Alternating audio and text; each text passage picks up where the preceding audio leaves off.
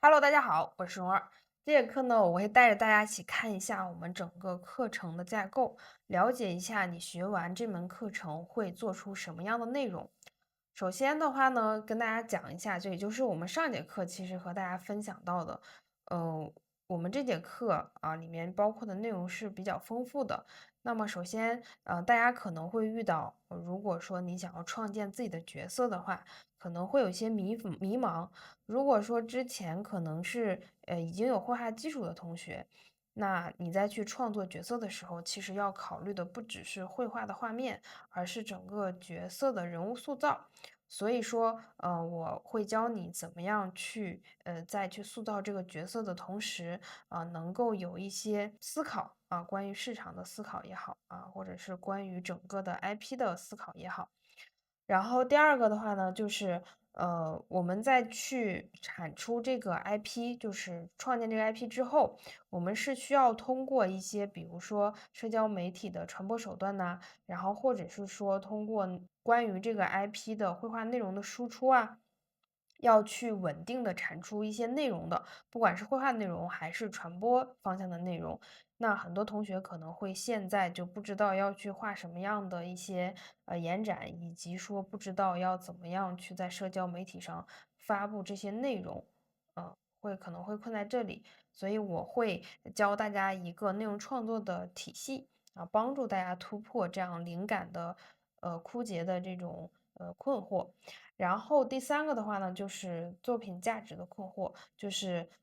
如果说已经画的不错的同学，或者是说已经能够掌握一些画技，但是不知道怎么样进行商业转换，作品只能停留在这个展示的层面的，所以呢，我们就可以通过这个课程教大家怎么样把自己的作品就是去变成可以运营、可以变现的产品，也就是我们最后一个章节的文创。那么整个的这个课程的核心逻辑就是从 IP 的孵化，然后漫画呈现、视频拓展，然后文创衍生以及商业运营这5个角度去讲的。那么大家也可以去看一下我们 IP 设计形象的话，可能会从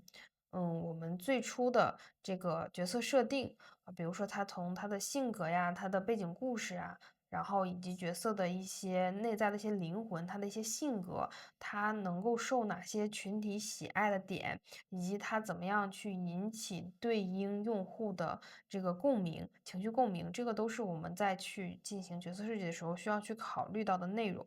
那么第二个的话，我们会教大家进行一些外形设计。我们给他的这个角色的人物性格进行一个定义之后呢，我们就要根据他的性格进行一些外形的设计。比如说不同的发型不同的这个五官的展现形式，不同的服装风格，都会引起就是代表着他不同的一个性格。所以说，我们怎么样去决定自己的五官用哪个类型的，发型用什么样类型的，以及服装去穿什么样类型的，都有可能是代表了我们整个性格的一个显化。然后以及就是宠物 IP 的打造，那我们再去制作一个 IP 的时候，我们必然需要有一些内容的产出。那只有一个人的话，就只有一个人物 IP，其实比较难去做一些延展所以最好还是需要有一个副 IP。那我们这里可能就是会去选择生活中比较常出现的，就是宠物去进行一些讲解。这里面也给大家去这一页给大家去展示了一下就是，我画了不同的一些小头像，这些可能没有达到说做 IP 设计，但是可以给我们做 IP 设计的一些思考。比如说大家可以看到这里面不同的眼睛，对吧？我列举几个因为在后面做 IP 设计的时候还会给大家细讲。比如说左上角的第一个，她的眼睛很大，然后嘴巴翘翘的就会觉得她可能是平常会有点搞怪的这样的一个女生，然后又比较日常，她的发型是比较普通的这种女孩子会说的发型，所以她可能就是一个比较普通的，但是很热爱生活，然后又有点搞怪的这种类型的女孩。那比如说像是我们的这个右下角最右下角的这个，那它的牙齿其实是它的这个 IP 的特点，就是它牙齿都有小缝缝，然后呢，他可能他的性格，包括他的头发，可能有一点，比较发散性的。那他可能性格就是那种比较火爆啊，或者是性格比较鲜明的这种类型的。所以说，不同的发型、不同的五官的表现方式，都可以让这个 IP 呈现出不同的性格类型。那么第二部分的话呢，就会带着大家去讲用漫画记录生活的这一部分。其实用漫画记录生活，就是它也不只是我们从绘画方式上去给大家讲解，比如说这个 IP 塑造完之后，我们怎么样通过它去画故事，然后故事这个画面要怎么呈现。它可能就是分为4部分，一个是寻找灵感，比如说我们要怎么样去画这个漫画故事，画什么样的漫画故事，然后以及内容策划。当我们决定了这个小故事之后，我们要通过什么样的方式，通过哪几个分镜，把整个故事去呈现出来，然后教大家去写漫画脚本。这个漫画脚本其实也是基于我们后面要去做视频啊，这两个脚本基本上可能是互通的。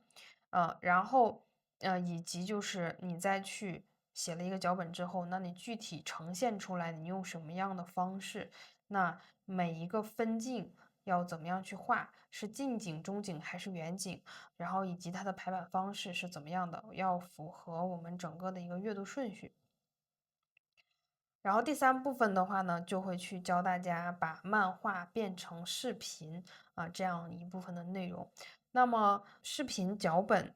一定是我们要一开始会去做的，那这个就会对应到我们的漫画脚本啊。但是视频脚本和漫画脚本又不是同一个，因为漫画只是去讲述它的视觉呈现，但脚本的话，其实要考虑到我们这个视频在目前的这些社交媒体上，就是用户喜爱去看的这些视频，它的一个脚本架构。然后以及就是我们每一块儿啊，就每一个镜头去怎么样去呈现是呈现怎么样的画面，是让漫画直接动起来，还是说我们去用一些绘画的方式的镜头去呈现，还是说我们实景的一些画面啊，然后可能会去搭配哪些 BGM 啊，然后以及最后怎么样去给它剪出来。那右面的话呢，也是给大家放了一小段儿哈，这个是我再去记录我的这个小家第一次，迎来客人的这样的一个，视频的内容，大家也可以稍微看一下。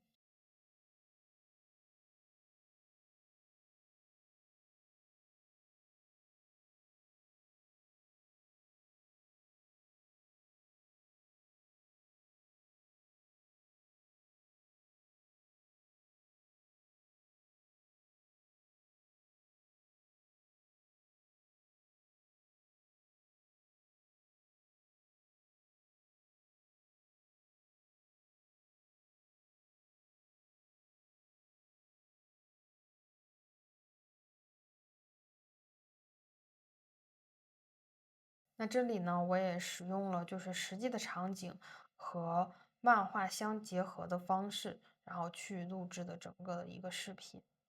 这样的视频的好处是在于，其实它有非常多的可以增加的广告位啊，然后以及会有更多的就是圈外的人能够去刷到我们的视频。因为如果我们视频整个呈现的全部都是绘画的内容，其实更多的还是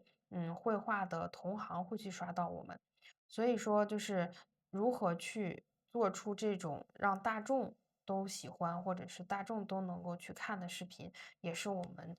课程里面需要学习的。然后第四部分呢，就是把 IP 变成文创产品。那我们可能会涉及到的内容啊，就是偏手账类的，比如说创意贴纸怎么做，然后定制的胶带怎么样去做啊，然后以及这个 PP 夹，对吧？我们一些文具周边，然后或者是说主题的手账，最后我们可能整个呈现出来的呢，就是怎么样去用这个 IP 画一套我们的这种手账的里面所有的内页呀，然后包括它的外壳，让它变成实际的一些文创产品。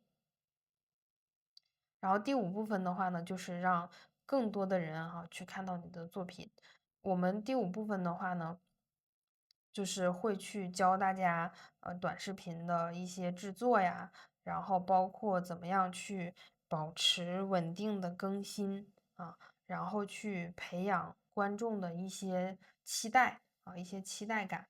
然后以及做好创作的规划，就是输出一些核心的价值，就是让大家能够在学完课程之后哈，不只是说在整个课程的过程中有内容可以做，在之后学完课程之后能够持续的有一个思维框架啊，让我们更好的去持续性的产出作品，然后持续性的获得收益，然后在课程。